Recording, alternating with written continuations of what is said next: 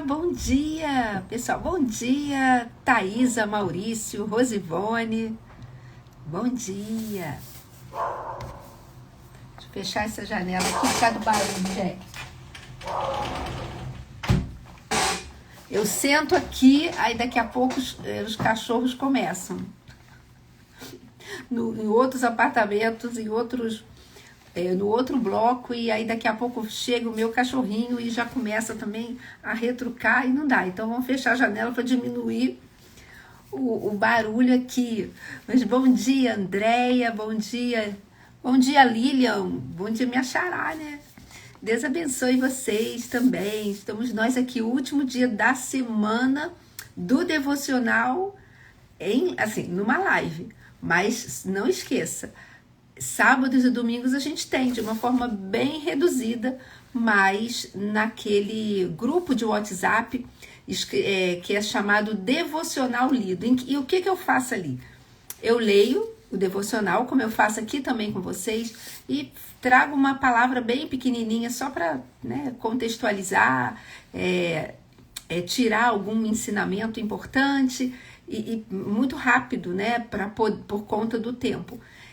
Para não ficar também muito extenso. Então, se você não faz parte, mas quer fazer, só um detalhe, é um grupo fechado, então não se preocupe que não tem várias mensagens, não, nada disso, é um grupo fechado, somente eu ou alguém da coordenação da Nova Vida que coloca a mensagem ali, mas normalmente ninguém coloca, só eu que coloco o devocional. E agora eu tenho feito o quê? Eu tenho colocado também, depois que é liberado, editado direitinho, essa live eu tenho colocado ali também, porque é sempre mais uma forma da gente conhecer mais a palavra, da gente semear isso também para outros contatos nossos. Então é uma forma da gente estar divulgando. Então, se você não faz parte, quer fazer, no link aqui, na nossa bio aqui do novavida.online, tem lá o link, é só entrar, não paga nada, não tem custo algum.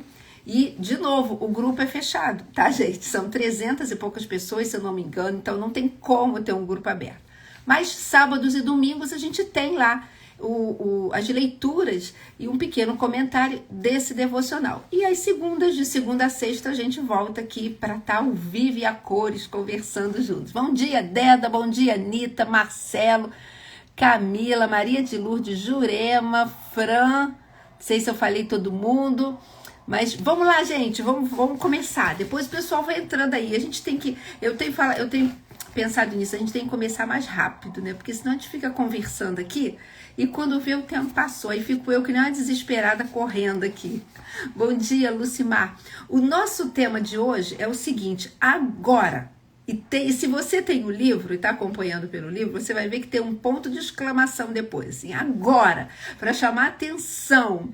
E o contexto, o versículo base aqui, realmente é só um versículo mesmo, que a gente vai ler como base aqui do texto, que está em Mateus 8, 21. Só que esse versículo, ele faz parte de um contexto, de uma trajetória ali, de um pedaço aqui das Escrituras, em que forma um bloco que está em Mateus 8, de 18 a 22. Então, cadê? Deixa eu achar aqui, ó. Tá aqui na minha Bíblia. De 18 a 22. Forma um contexto ali geral e seria muito interessante se depois você parasse, lesse com calma, meditasse nisso. E na minha Bíblia, na minha versão aqui, esse bloco de 8 a 22, ele tem um seguinte subtítulo: quão difícil é seguir a Jesus. E aí agora eu corro o risco de vocês saírem correndo. Será? Não quero saber dessa dificuldade não, Lília. Não, mas vamos saber sim, porque é importante. Não me deixa aqui sozinho só porque eu disse que o texto é difícil, não, gente. Fica aqui comigo porque ela é a mesma coisa para mim e para você. O direcionamento é o mesmo. Então vamos lá. O nosso texto agora, de novo, aqui no nosso livro é agora. Outro discípulo lhe disse: Senhor, deixa-me ir primeiro sepultar meu pai. Mateus 8, 21. Frequentemente, nossa luta como cristãos não é decidir se devemos obedecer a Cristo. Isso aí é fácil pra gente, né, gente? De um modo geral é fácil. É claro que eu vou obedecer. É claro que eu sei que eu quero obedecer. O Senhor vai me levar para o centro da sua boa, perfeita e agradável vontade. É claro que eu quero obedecer. Alguém que quer me levar para esse lugar.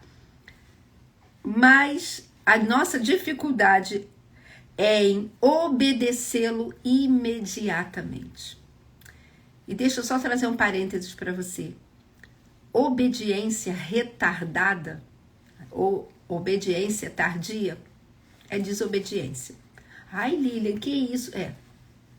A verdade é, porque a gente perde ali o que Deus está querendo fazer ou falar para nós, ou fazer na nossa vida ou através da nossa vida.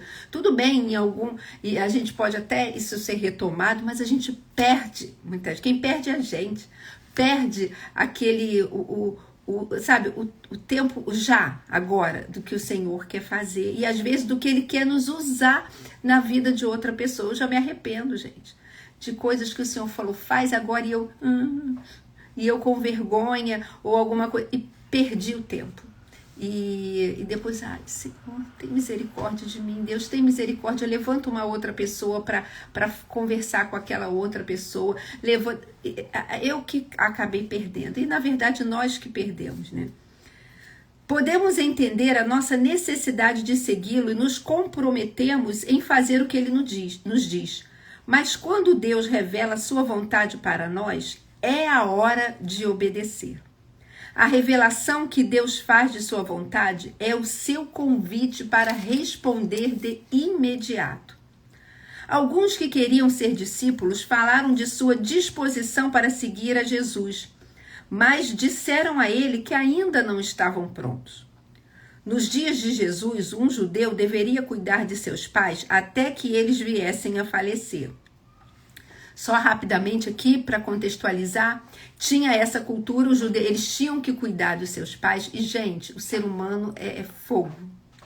Eles davam um jeitinho do seguinte, se eles, recursos mesmo, financeiros, se eles doassem para o templo e para a obra de Deus, vamos dizer assim, eles estavam liberados de cuidar dos seus pais. Então, existiam religiosos e judeus ali que eles pegavam as suas economias e falavam, olha, eu doei para o templo, eu doei lá, então eu não posso mais cuidar dos meus pais, eu não tenho mais como, porque eu não tenho mais recursos para cuidar, porque eu servi a Deus, eu dei para o Senhor aquilo, mas na verdade a intenção do coração era outra. E aí a gente continua aqui, então tinha essa cultura, tá? E que, na verdade, a gente vai ver isso, essa questão de cuidar dos nossos pais, de honrá-los, isso também serve para a gente hoje. Mas vamos continuar aqui. Então, eu vou ler esse pedacinho de novo. Nos dias de Jesus, um judeu deveria cuidar de seus pais até que eles viessem a falecer. Um homem queria esperar até que seu pai viesse a falecer para que pudesse seguir a Jesus. Esse seria um atraso honrado. É interessante porque, apesar de aqui falar um atraso honrado, poderia soar para nós como uma justificativa tão honrosa. Na verdade, não, Jesus. Olha só, eu estou fazendo o que é certo.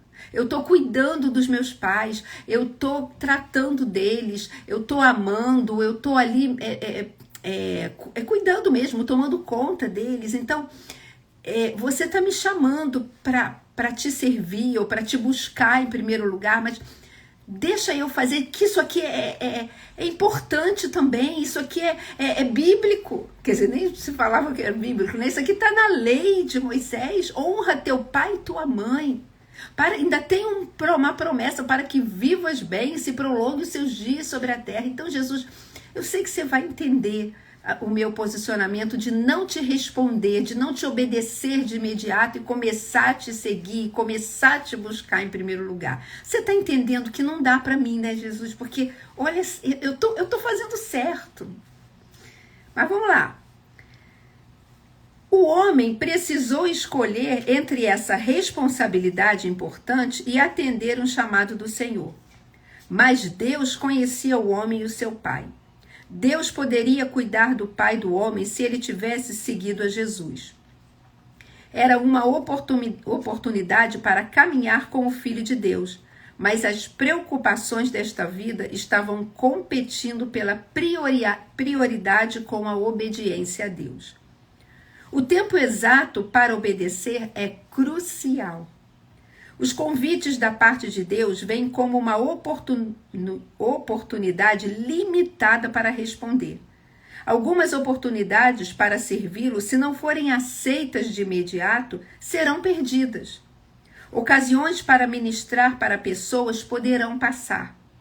Quando Deus convida para interceder por alguém, pode ser vital que paremos o que estivermos fazendo e imediatamente nos juntemos a Deus no que Ele está fazendo. Perder oportunidades de servir ao Senhor pode ser trágico.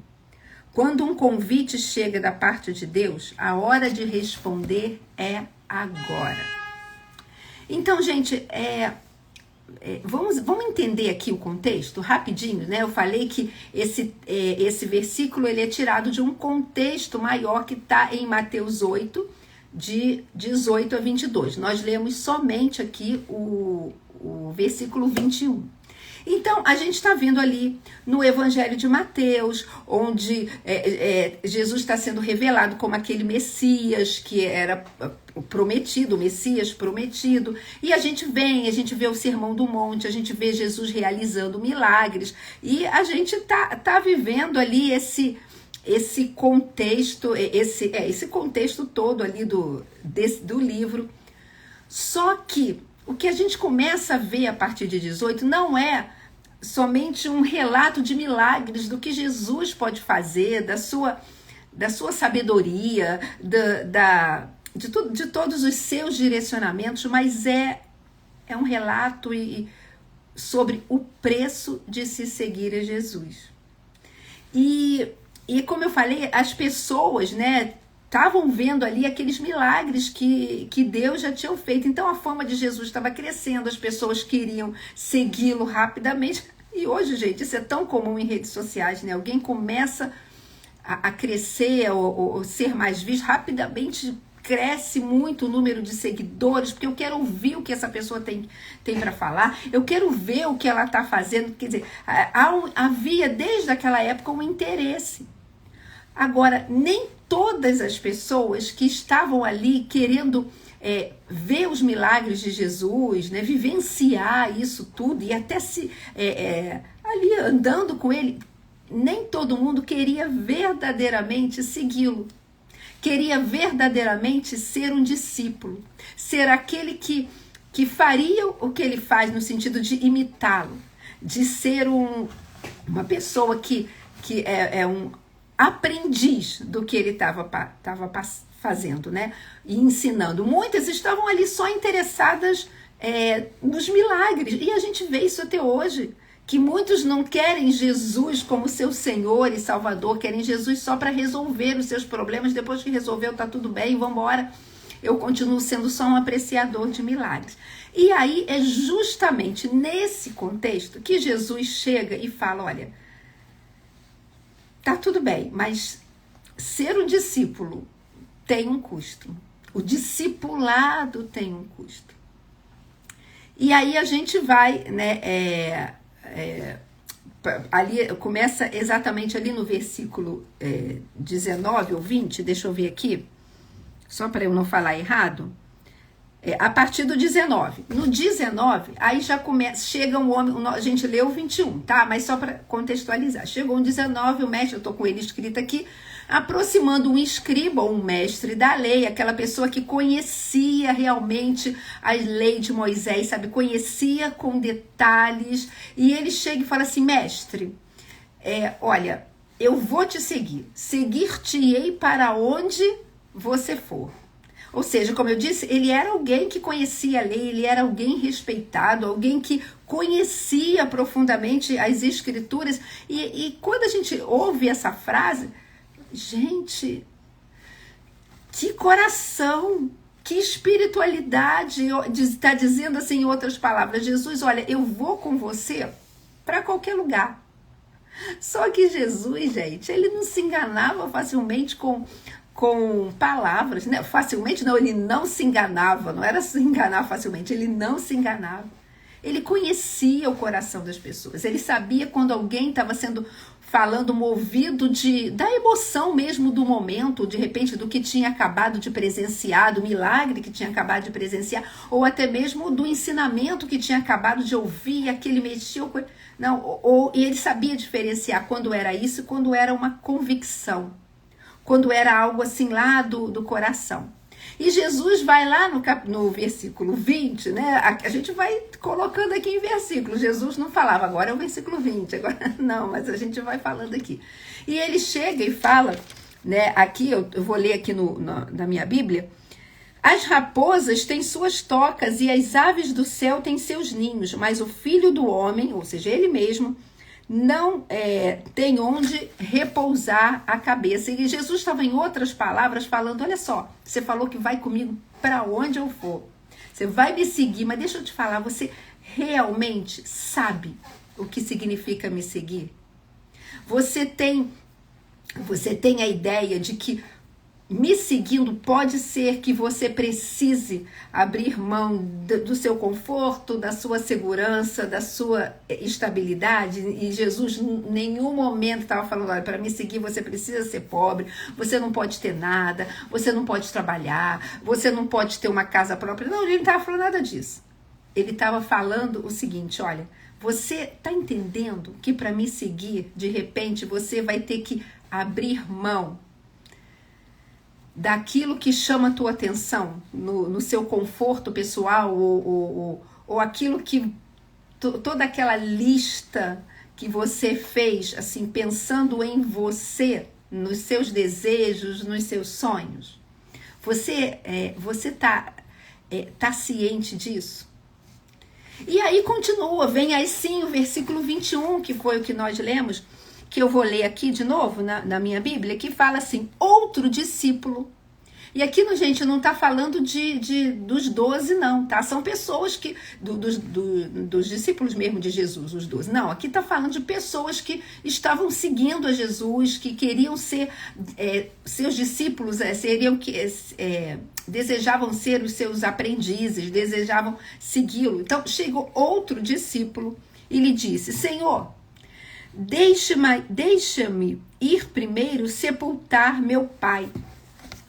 E aqui, gente, é interessante porque tem duas vertentes, né? E tem uma que ela é mais aceita pelos estudiosos, pelos religiosos e tudo mais. Pelos estudiosos, né? Até mesmo do contexto geral da palavra e historicamente também.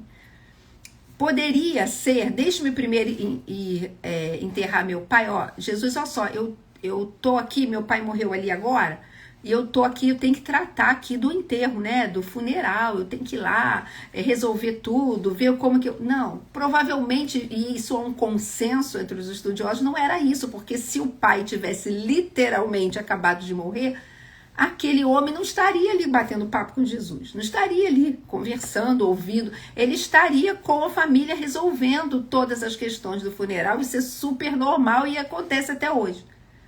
O contexto mais aceito, e eu creio, eu, Lilian, creio que realmente aponta para isso, era que esse homem, esse discípulo, estava falando o seguinte, Jesus, olha só, no sentido, deixa eu primeiro enterrar meu pai, no sentido, olha, provavelmente o pai desse homem ainda não tinha morrido, mas ele estava falando, Jesus, olha, depois que meu pai morrer, depois que todas as minhas obrigações como filho, minhas obrigações culturais, minhas obrigações religiosas passarem, depois disso tudo, depois de todas essas minhas responsabilidades familiares e até mesmo eu receber o que me é devido por herança, então eu vou seguir você.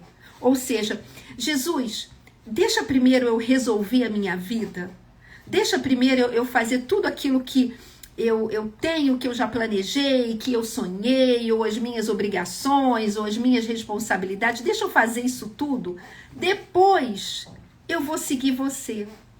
Primeiro eu resolvo a minha vida, depois eu sigo você. Então, gente, o problema aqui não era honrar o pai. Claro que não, isso era um mandamento.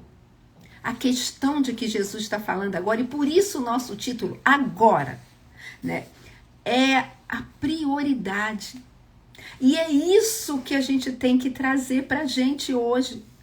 E sabe qual foi a resposta de Jesus? E a gente tem que trazer para a gente hoje, porque Mateus, né, 6,33, lá no Sermão do Monte, Jesus já falou, olha, buscai o reino de Deus em primeiro lugar, o reino de Deus e a sua justiça em primeiro lugar, ou buscar em primeiro lugar o reino de Deus e a sua justiça, e todas as demais coisas vos serão acrescentadas. Em outras palavras, se entrega para mim.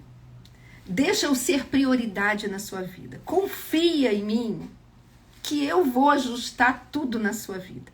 Confia, me lembrei agora, Salmo 37:5, né? Entrega o teu caminho ao Senhor, confia nele e o mais ele fará. Mas aí a gente continua, porque a resposta de Jesus é fantástica, mas difícil de ouvir. Porque Jesus vai lá no versículo 22 e fala assim, mas Jesus lhe disse, depois que o homem falou, Jesus, deixa eu sepultar meu pai primeiro, depois eu te sigo. É como se faz, Jesus, eu prometo, eu estou prometendo para você que eu vou te seguir, mas deixa eu só cuidar da minha vida primeiro. Deixa eu fazer tudo que eu planejei, depois eu te garanto que eu vou. E Jesus responde, porque Jesus conhece o coração, siga-me e deixe que os mortos sepultem os seus próprios mortos. E é uma frase dura, é uma frase forte, é uma frase difícil de se ouvir. Jesus não estava chegando aqui falando, olha, eu não quero saber de funeral, eu proíbo funeral, não. Eu já disse, o próprio Deus nos deu como mandamento honrar pai e mãe. E Jesus condenava o abandono aos pais. Lá em Efésios, depois o apóstolo Paulo vai citar, vai relembrar esse versículo lá de Êxodo, olha, honra teu pai, honra tua mãe. Ele vai relembrar isso. Mas o que ele está querendo dizer, olha só, nada pode ocupar o lugar, o primeiro lugar que pertence a Cristo. É isso que Jesus, em outras palavras, estava querendo falar. E é isso que ele fala para a gente até hoje. O que tem ocupado o primeiro lugar na sua vida. Sabe por quê, queridos? Porque quando o chamado de Jesus ele entra em conflito com qualquer outra prioridade da nossa vida, Cristo deve vir primeiro.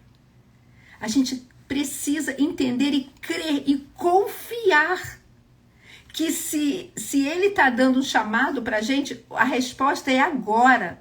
Senhor, ok, eis-me aqui, envia-me a mim. Eu estou aqui, eu não sei o amanhã, eu não sei como vai ficar. Gente, Jesus, né, Deus, ele não é inconsequente, não.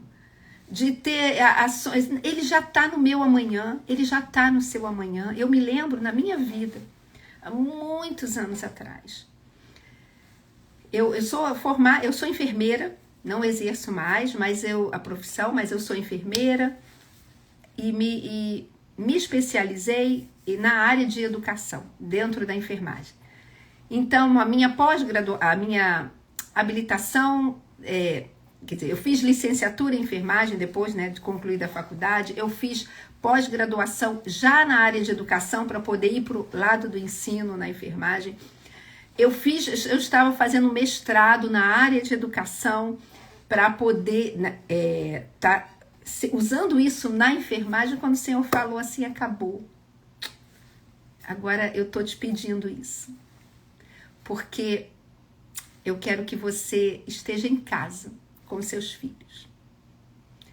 E eu sei que você estudou, você fez, foi da minha vontade aquela faculdade, aquilo tudo, você fez, estudou, estava mestrado, mas agora eu quero que você abra mão e você esteja em casa com seus filhos. E, gente, quando o Senhor falou isso, eu tinha uma decisão de falar, Senhor, eu estudei tanto E eu amo dar aula de enfermagem, Deus. Eu amo isso. Não é pecado nenhum. E sabe, gente, eu acho que ele ia falar, tá bom. Realmente não é pecado nenhum você dar aula de enfermagem. Não, então vai lá. E eu creio que ele ia me abençoar, assim, eu ia ter um bom emprego, eu ia ter um salário legal. É verdade. Só que eu dava aula, eu dei aula durante muitos anos numa faculdade de enfermagem, amava fazer isso. Mas eu ia experimentar o melhor de Deus na minha vida. Eu ia deixar de experimentar, poderia até ser abençoada e seria, eu creio que sim.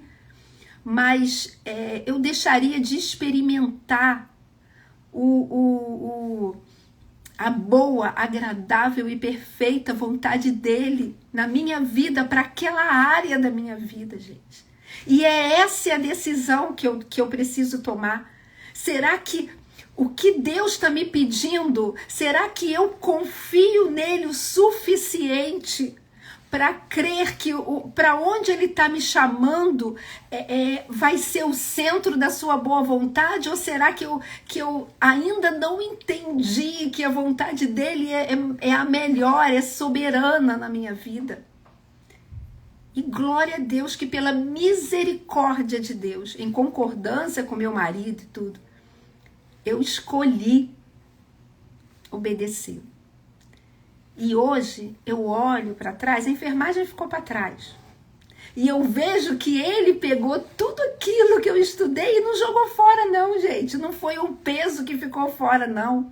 Aquilo tudo que eu estudei dentro da enfermagem, não na enfermagem, mas nas bases de como fazer, ele usa no pastorado, de como pegar, de como dar aula, de como não sei o que. Ele trouxe para a obra dele. E quando ele falou, você vai ficar em casa para cuidar dos teus filhos, para estar com eles. E, gente, hoje eu olho para trás e vejo os meus filhos, um já com 31 anos, já casado, a outra com 26, e eu olho para trás e vejo, valeu a pena, valeu a pena. Valeu a pena abrir mão do que ele me pediu. Não estou falando que ele está mandando você, abandona a tua carreira, pede demissão do teu emprego. Não, em nome de Jesus. Não faça isso se não for uma direção do Senhor. Não faça isso, não é o que eu estou falando. Mas o que eu estou falando, que no meu caso ele falou, eu estou pedindo para você abrir mão. E que eu falei, eu olho para trás e eu vejo que valeu a pena, porque eu vejo os meus filhos hoje firmados na casa do Senhor, e é claro que isso não invalida minhas orações por ele, continuo eu e meu marido, a gente orando ali. Meu filho está casado, mas tu tá aqui orando por ele, orando pela esposa, orando pela minha filha, claro, mas eu vejo eles na casa de Deus, envolvidos, trabalhando, amando o Senhor, tendo experiências com Deus. Eu olho para trás e valeu a pena. Respondeu agora de Deus. E é isso que eu preciso terminar. Mas é isso que eu queria deixar para você. Não rejeite o agora de Deus.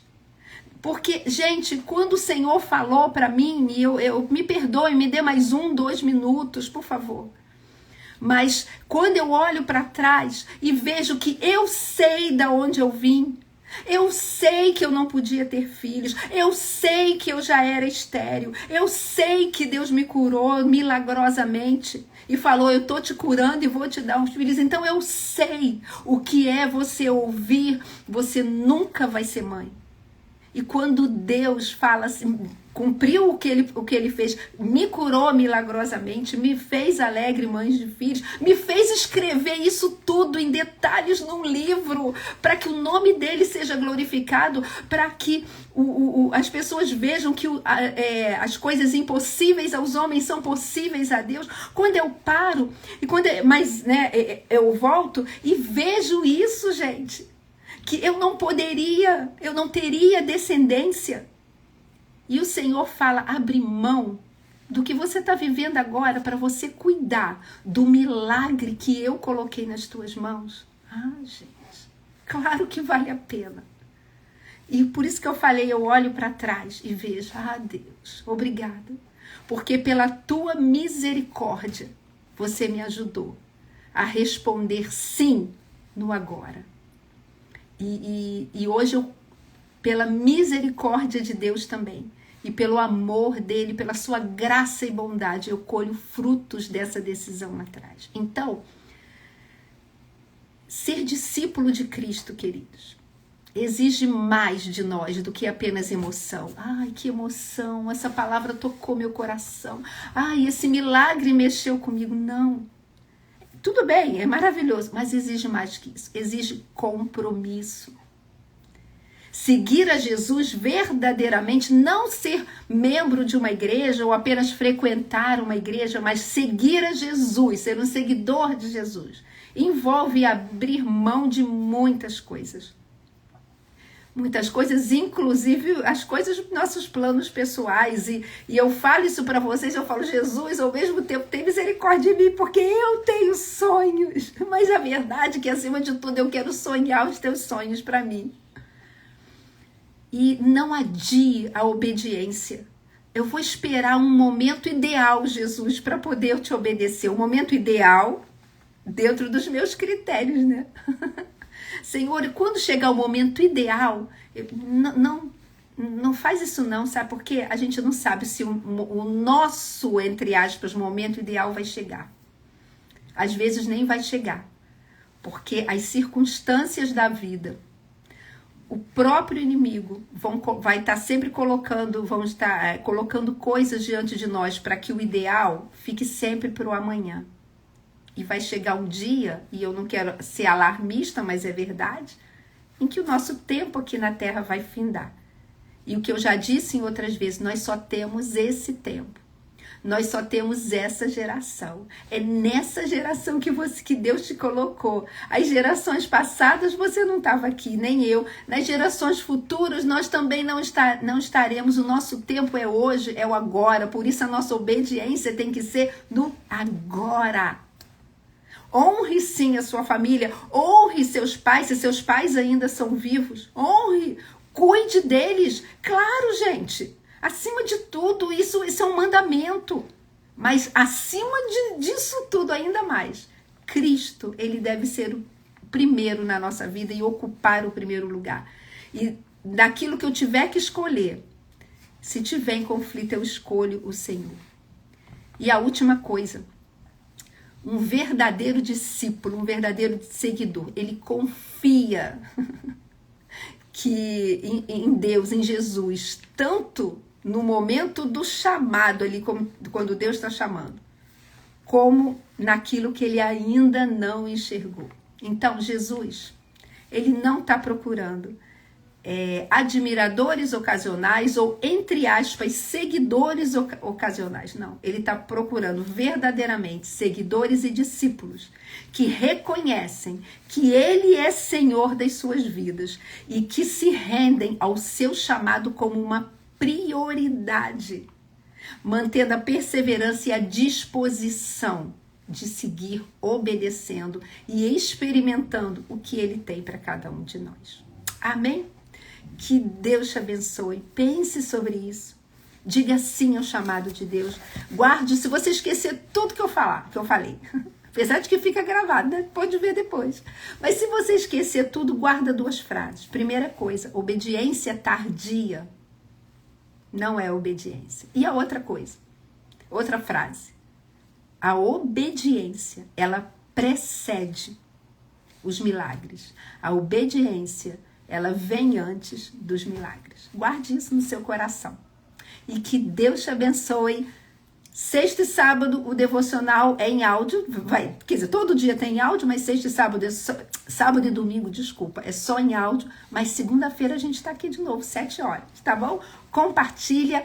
Que Deus te abençoe. Pensa sobre isso. Não é fácil, né, gente? A palavra não foi fácil. Mas que o Senhor te envolva com o amor e a graça dele, para que eu e você possamos caminhar em obediência. É o melhor para nós. Que Deus te abençoe. Tchau.